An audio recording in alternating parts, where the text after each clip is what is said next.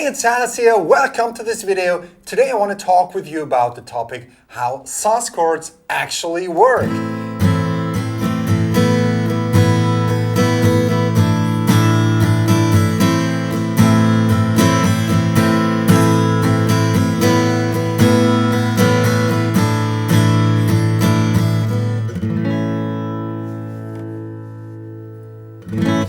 You probably have already heard of a sus chord.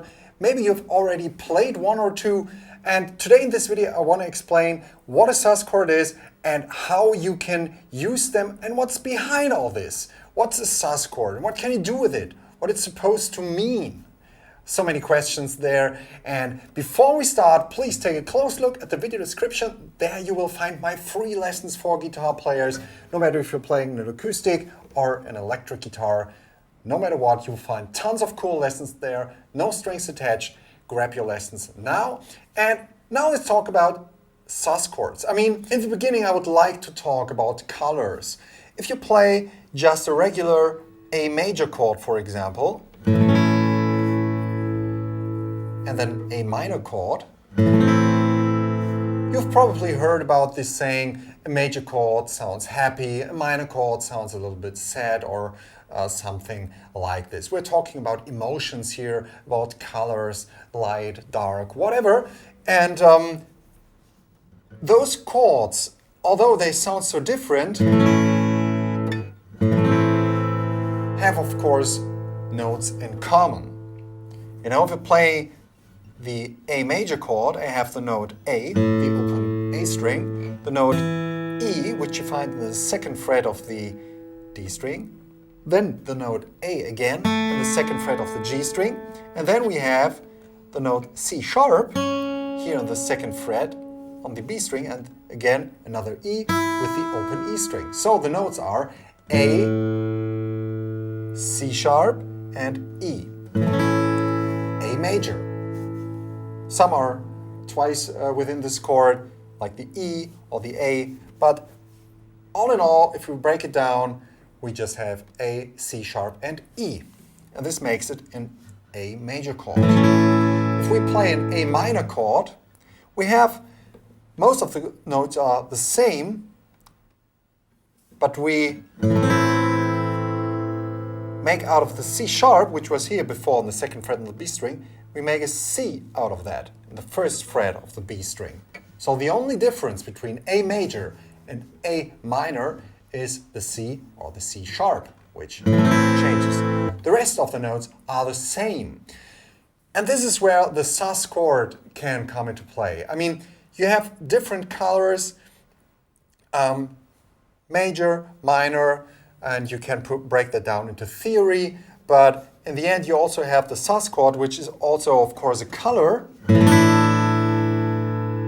It actually doesn't say anything about it if it's a major or a minor chord. If you're playing a A sus4 or an A sus2, because it doesn't have this crucial note, which is the major or minor third. In this very case, for A major, it was the C sharp, which is the major third, or in A minor, the C, which is the minor third. So those thirds make a chord minor or major, depending if you have like a major third or a minor third, okay? And those sus chords suspend this third, okay? They take it away from the chord to build up tension. They suspend the clarification if it's minor or major. So when I'm playing a sus4 chord, I mean, you can literally see it on your guitar. Sus4, A sus4 goes like this. Second fret D string, second fret G string, and third fret B string. And the rest is the open A string and the open E string. This is A sus4,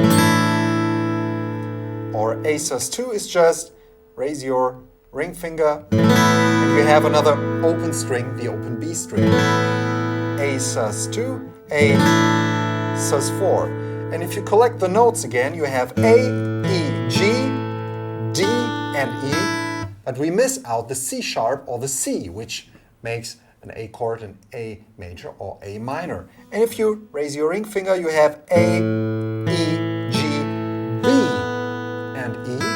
So still we don't have a C or a C sharp, which would make the chord an A minor or A major chord. You get, so those sus chords kind of like hold back what's making the chord major or minor. And this is why they fit so good to A minor or major, because they're holding something back and they build up tension. And then you want to release into those minor or major chords. So A sus2, A major, release. Building up tension again on the A sus2, A major. You can play the same with A sus2, A minor.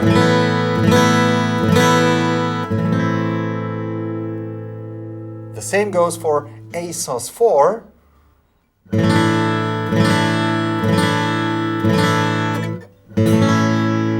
major, or A sus2, and A major.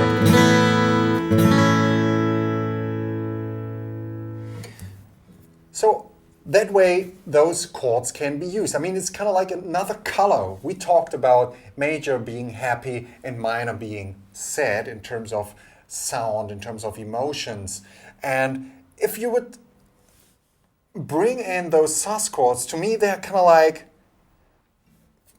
the emotion that comes to my mind there is also happy, but a little bit more dreamy, or as if you were flying, kind of like. It's not clear where we're going yet. So this creates a certain feeling, this kind of like open,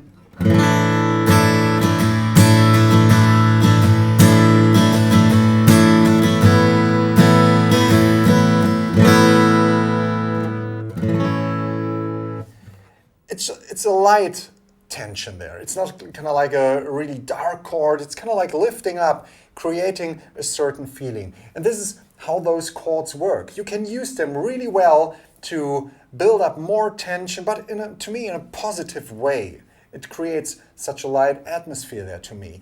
And you can find those chords in so many songs out there. I mean, there are classic songs by Tom Petty, for example. He's using them very often.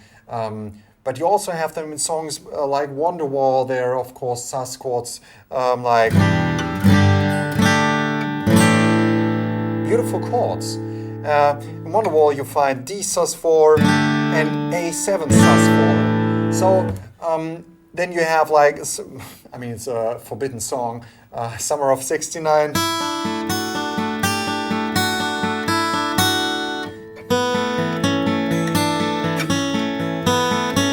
There you play D sus2, D major, D sus4, and you play A sus2, A major, A sus4, and change between them. And this creates a certain atmosphere. So this is what sus chords are for. They just hold back or build up tension that finds its resolution within a major or a minor chord. You can use it like this. But you can also, like in Wonderwall, just put it there and leave it there. And I mean, in Wonderwall, for example, you have E minor 7, G, D sus4, going to A7 sus4, back to E minor 7. You don't have a resolution going from D sus4 to D major and from E7 sus4 to A7, whatever. But you can use them as colors, and if you just fiddle around with your chords you already know and just change them to sus chords. It's so much fun to do. Just take your regular chord progression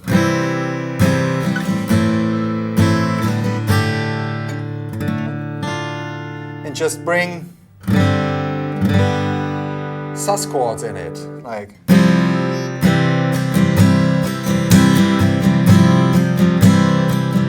The C major you can play like a sus chord by putting down your pinky in the third fret on the D string.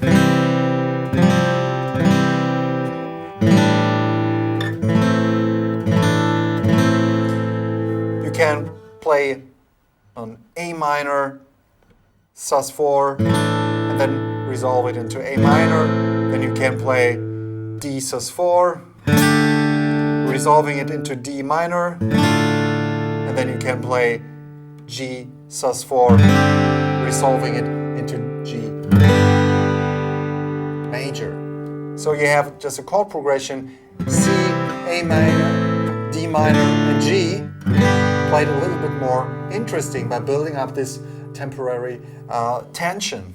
C sus4, C major, A minor, sorry, A sus4, A minor, D sus4, D minor, G sus4, G major, C sus4, C, A sus4, A minor, D sus4, D minor, G sus4, G major. And this is just another color. I mean, to me this sounds a little bit more dreamy. This is, I mean, everybody has a different word for it, a different feeling for it, but I think you get the idea. This is how sus chord work, how you can put them in, and what's behind this crazy sus word, which you might have seen on a chord sheet, and always ask yourself, what are those chords for? They're there to build up tension, to create a certain mood within a song, and they are supposed to resolve into something and build up tension that needs to be resolved again. And of course, some chords fit better than others, but just play around with this, just like I did in the intro, and just play between A minor and A sus2, and A sus4, and A minor. Everybody can do that can play A minor, because it's even easier to play A sus2, and A sus4 isn't that far away from it. Get used to the sound.